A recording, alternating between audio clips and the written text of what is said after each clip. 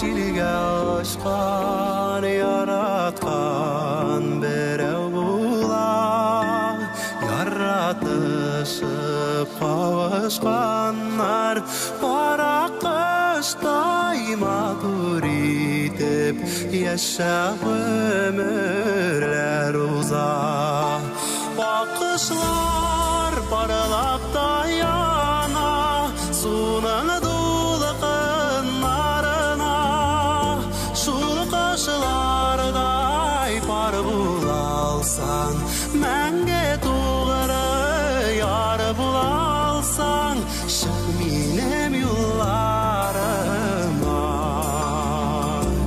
шық менің юлларыма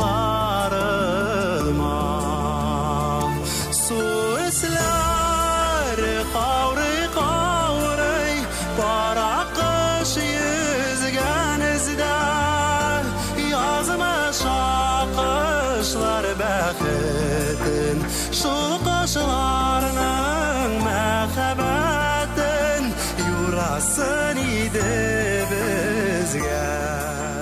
Әлеге китапның иң төп фикре булып, дөньяны үзгәртүне үзеңнән башларга дигән Зәмирә Сәмигуллинаның фикере тора.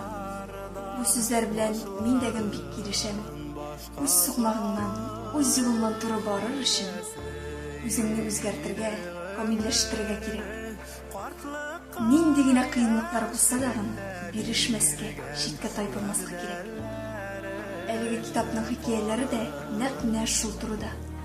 Әлеге китаптагы геройлар безгә яшәргә көч исти, алдагы көннәрнең матур, якты булачак икәнен күрсәтә. Әлеге китапны сезгә дә укырга киңәш итәм. Хөрмәтле яшьтәшләрем минем.